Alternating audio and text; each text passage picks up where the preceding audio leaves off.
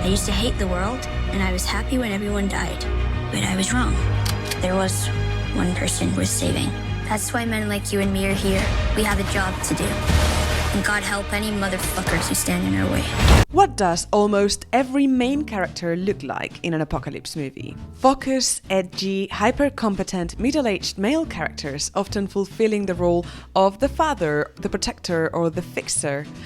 Or alternatively, is it boys with unfulfilled potential who are just waiting for the opportunity to become strong leaders? Most apocalyptic stories portray a type of male survival fantasy where the main character's abilities and psychological strength are put to the test, and the zombie subgenre is no different. The context is as grim as can be, and only one man can save the day.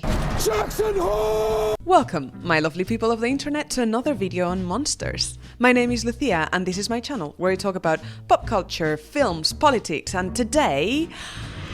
zombies again, but this time it's the end of the world and it's so macho. Yeah. This was going to be a two-part video, but guess what? It's going to be 3 parts because I keep writing too much and then editing takes forever and I would need a team of 4 me's to do all at the pace that I want to keep. So I'm learning to compartmentalize. I keep adding these difficult words to my scripts and I only have myself to blame. So today we're looking at the zombie apocalypse as a male fantasy. In my first video on zombies, I dived into the history of the zombie and its roots in the Caribbean religious beliefs of slaves brought from Africa to Haiti by the European colonial powers. We saw how these original zombies were individual victims, not violent collective threats. They were people who had been brought back to life with no will of their own by sorcerers who wanted to use them, thus representing the fear of these people of continuing to be enslaved even after death. But this vision of the zombie changed in 1968 when George A. Romero invented the modern zombie, the violent, flesh-eating, infectious swarm in his classic The Night of the Living Dead. This is the zombie that we're going to look at today, and we're going to focus on how these stories of survival often present main characters that display male archetypes that create gender-conforming narratives. We'll be looking primarily at 3 examples from fiction: The Last of Us, 28 Days Later, and Shaun of the Dead. Expect spoilers for these. So let's get our fix of testosterone, shall we?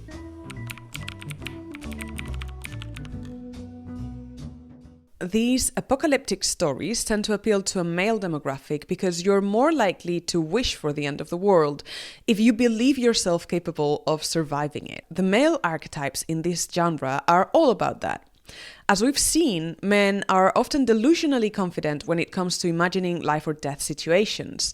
We only need to remember how half of the American male population think they could land a passenger plane with no previous instruction if needed. But if you've grown up identifying with these types of characters, it's not that surprising that you overestimate your own abilities. One of such archetypes is similar to the infamous alpha male that leads and fights and acts a little bit like a shepherd to his frightened herd. He's a leader, a provider, ready to put his life in the line for his own. I need you to help him. You're asking me to leave my family.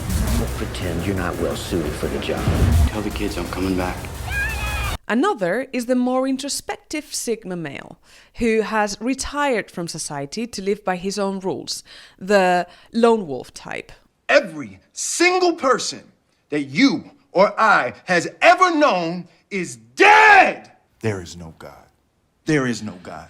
It's not rare that this second type will be pushed by the narrative to be more like the alpha male, as he learns to care for others and make sacrifices for the group. Oftentimes, these characters have tortured pasts that they need to make amends for. They usually carry the weight of having failed to protect someone vulnerable, usually female. This leads them either to cynicism and isolation or to overcompensate, as they become overly protective. Joel from The Last of Us is a great example of this. In the world of The Last of Us, a fungal infection leads to the downfall of society, with people becoming violent infected. Joel is a hardened smuggler who is tasked with escorting Ellie, a teenage girl immune to the disease, across the US. We learn that Joel failed to fulfill his role as the protector with his own child, who was killed during the outbreak, but is given a second chance to make things right with Ellie. You get her there. You keep her alive. And you set everything right. In the first season, or the first game, depending on how you've seen this story, we see him fulfill the arc of the Sigma male, who learns to care and love again as he grows attached to Ellie. At the start of the second, he has become the alpha male who embraces his role in a community, but is overly protective of his child because of his past mistakes. Whoa, Ellie. Ellie! Oh my God. Careful.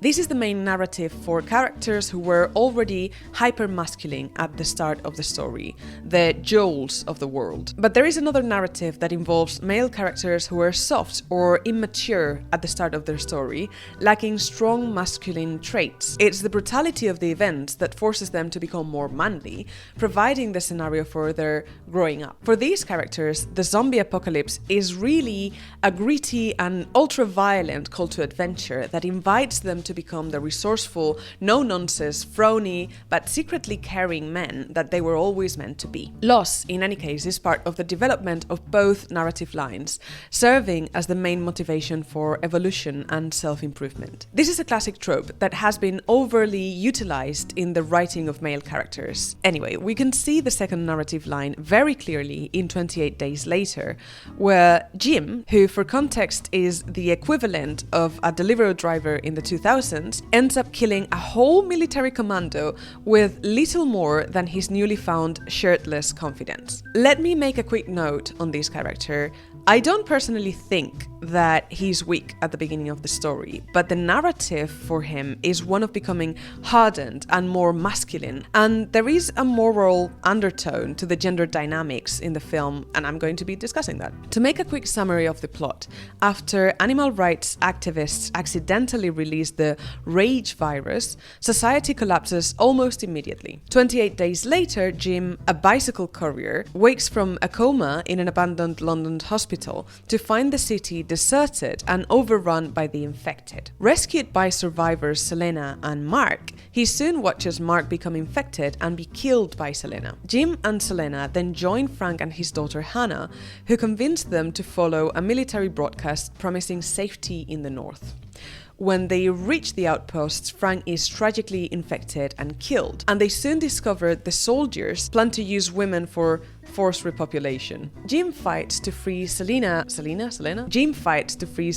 and Hannah from this horrid destiny, battling both infected and soldiers as they escape. Something that I find particularly interesting in this film is how the gender roles of the two main characters, Selena and Jim, get swapped as the story progresses. Jim starts the film being a soft boy. He's caring, he's thoughtful, he loves his parents and believes in collaboration and being stronger together as a narrative. Contrastingly, Selena is the tough cookie. She's competent, self-reliant, and she doesn't hesitate to make sacrifices to protect her own interests. We see this early on when she mercilessly slaughters Mark, the second she realizes he might be infected.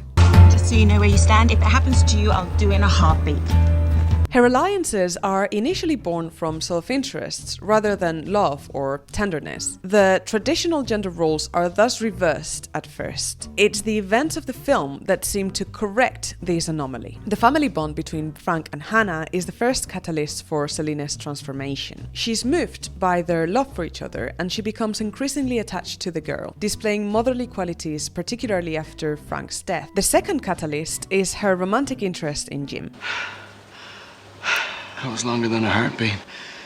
As these relationships deepen, she becomes more like a woman, emotional, caring, and social. Once the gruesome intention of the soldiers are made clear, the threat of sexual violence looms over this character, as she is reminded that she is ultimately a woman, and thus vulnerable and fragile against the brute force of men's desires. The undead that she so capably battled at the start of the story are shown to be no match against this social and biological reality. The soldiers force her and Hannah to wear long red dresses to make them more feminine, more sexually attractive.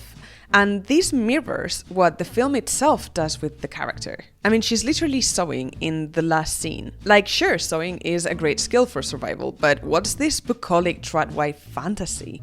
You looked alright in this, you know?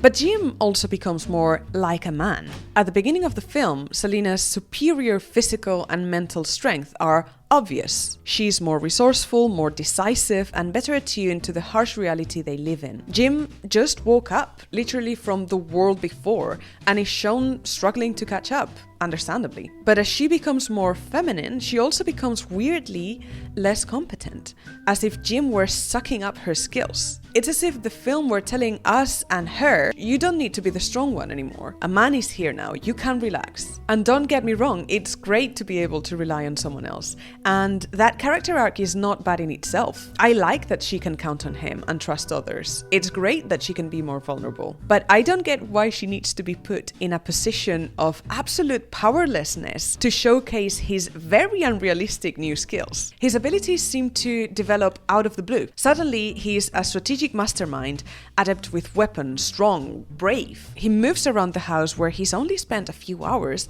like he's grown up there. He outsmarts the military-trained guys who have set it up as a stronghold. It sure makes for entertaining action, but it seems to say only a man can protect women from other men. And then, at the end of the film, they're all living together like a happy family, each fulfilling their gender-conforming roles. Shaun of the Dead follows a similar narrative, but because it's a parody, it pushes the trope to the limit. It literally takes a zombie apocalypse for Shaun to become the action man his girlfriend wants him to be. The first half hour of the film is absolutely brilliant because it takes Shaun that long to realize that something is amiss with the world. We see the zombie apocalypse unfolding in the background as he goes about his daily life. Shaun works at a store, lives with his best friend Ed, a messy, unreliable video game addict, and Pete, a responsible man who is on his last nerve. Shaun lacks any kind of ambition or direction. He is stuck in a dull, repetitive routine, and his girlfriend is stuck with him. Realizing his unwillingness to change,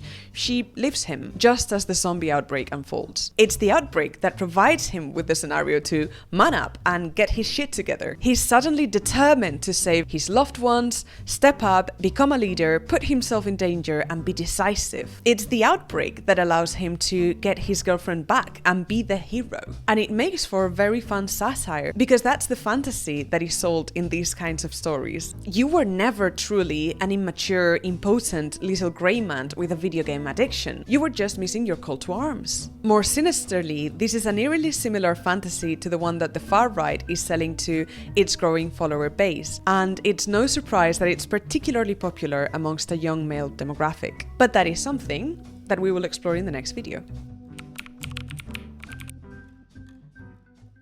Okay, so let's be serious. It's not only men that enjoy a good apocalypse, is it? While it might be true that these main characters are targeted to a male audience, the fascination with the end of the world is a universal experience. Let's not deny ourselves the pleasure of imagining a world where Wall Street has collapsed, social media isn't a thing anymore, and we don't spend most of our waking time making money for someone else. These are the things that I will be looking at in my next video. Besides the appeal of the macho archetype, why are we so captivated by stories about the end of the world? What are the politics of the zombie apocalypse? And what does Freud have to say about all this? If you don't want to miss the next video, don't forget to subscribe to my channel. And if you liked this one, please leave a like. Thank you so much for watching till the end, and see you soon. Okay, bye.